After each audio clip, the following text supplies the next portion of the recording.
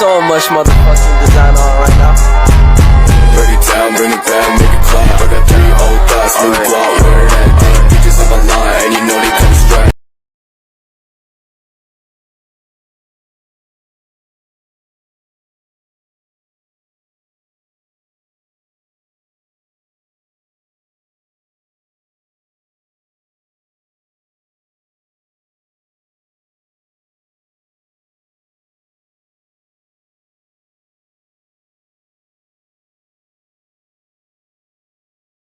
Hai, namaku Risma, salah satu siswi di SMA Negeri 3 Bukit Tinggi. Aku berasal dari keluarga yang sangat sederhana. Ayahku bernama Ronald dan ibuku bernama Ayu. Kedua orang tuaku sangat memperhatikanku hingga aku dewasa. Seiring berjalannya waktu, hubunganku dengan keluargaku semakin renggang karena kesibukan dari ayah dan ibuku. Kesibukan mereka membuatku sangat kesepian dan kehilangan kebersamaan dengan mereka. Saat di sekolah, aku sangat iri melihat teman-temanku yang begitu akrab dengan orang tua mereka. Di sekolah, aku sering sekali mendapatkan prestasi, tetapi orang tuaku tidak pernah mengapresiasiku. Aku hanya bertemu orang tuaku pada saat malam hari. Itu pun seringkali aku sudah tertidur. Suatu hari, aku mempunyai pacar. Menurutku dia adalah lelaki yang bisa menghilangkan rasa kesepianku. Sebut saja namanya Agung. Iya, Agung. Dia adalah lelaki yang pas buatku. Walaupun usianya dia terpaut jauh dari usiaku, tapi itu bukan suatu masalah bagiku. Saat kami bertemu, Agung selalu memberiku bunga ataupun sebatang coklat.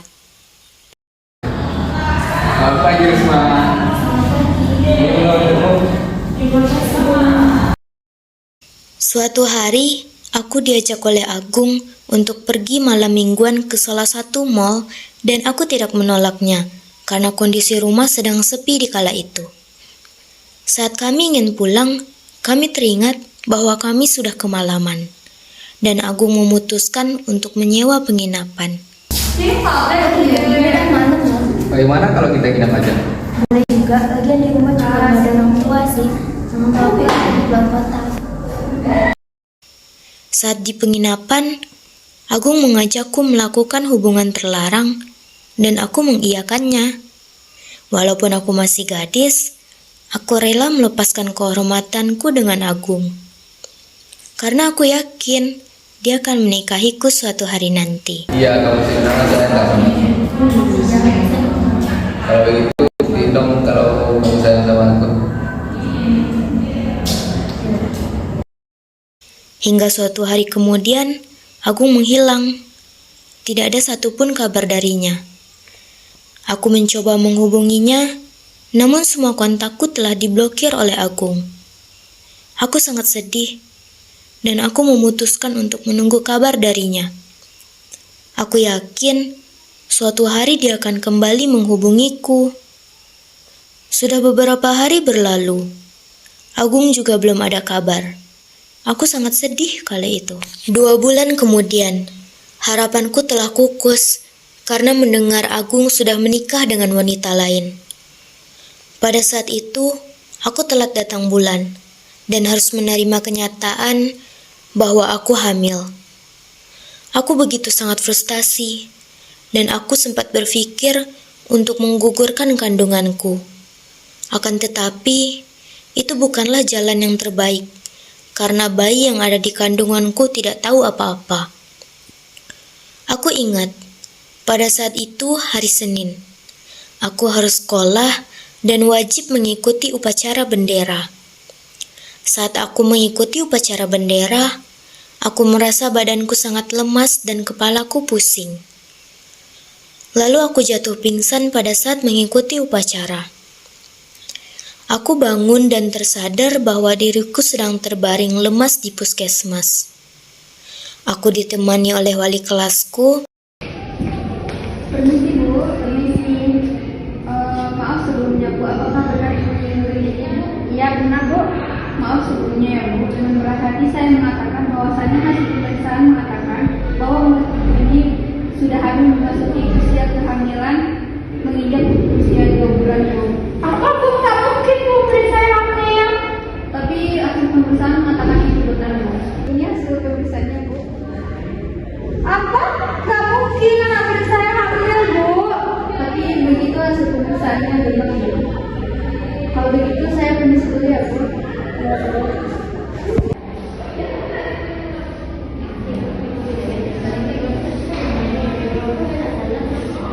Bagaimana dengan keadaan Bu Risma? Saya merasa senang. Bagaimana dengan keadaan kandunganmu Nak? Apakah orang tuamu sudah mengetahui kamu meninggal seperti ini? Baik Nak, besok Ibu akan datang ke rumah orang tuamu untuk memberitahukan keadaanmu. Tidak apa-apa Nak, ini demi kebaikanmu ya. Saat itu aku terdiam dan sangat malu saat ditanyai oleh wali kelasku. Keesokan harinya, wali kelasku datang ke rumah untuk menjelaskan semua yang telah terjadi, sambil memberikan surat bahwa aku telah dikeluarkan dari sekolah.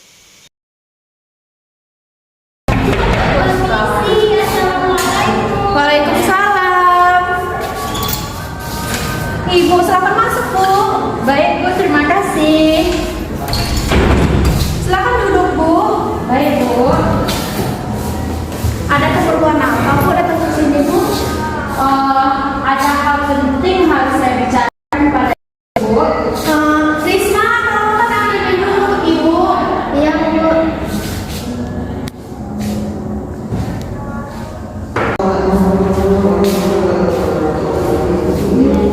Risma silakan duduk ya sebelah Ibu. Maaf sebelumnya Bu, tujuan saya datang kemari, saya ingin menyampaikan bahwasanya kemarin Risma jatuh pingsan di sekolah. Lalu pihak sekolah membawa dia ke rumah sakit dan saya terkejut Bu atas bahwasanya di sakit menyatakan Risma hamil Bu. Hah? Benar Bu?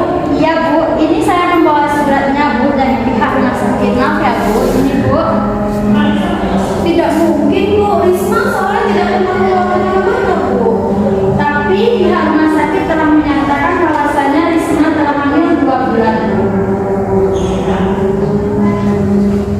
Dan maaf Bu, sekolah memutuskan untuk mengeluarkan Risma dari sekolah. Baik Bu, saya hanya mengantarkan pernyataan itu ke rumah Ibu.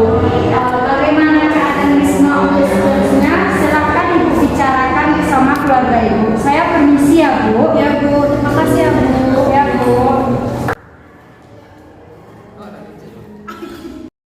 Aku hanya bisa menangis karena menurutku ini adalah aib terburuk keluargaku. Aku sangat menyesali perbuatanku. Masa depanku hancur. Aku harusnya membuat bangga orang tuaku, malah membuat mereka malu. Suatu hari aku dijenguk oleh teman-temanku. Saat itu, aku sangat malu mengakuinya di depan mereka. Tetapi, saat itu aku berkata untuk menjadikan kisahku sebagai pembelajaran penting kepada mereka agar mereka tidak sepertiku yang melakukan hal bodoh. Masa yang seharusnya menikmati usia muda indahnya di sekolah, aku malah sibuk mengurusi kehamilanku. Apa sih yang akan kita bahas hari ini? Kita akan membahas tentang seks bebas. Seks bebas adalah kegiatan yang dilakukan secara berduaan pada waktu dan tempat yang telah disepakati bersama dari dua orang lain jenis yang belum terikat. Apakah seks bebas pada remaja diperbolehkan? Agama sangat melarangnya dan untuk kesehatan sangat berbahaya. Apa saja yang menjadi alasan maraknya seks bebas? Kurangnya pengetahuan tentang kesehatan reproduksi.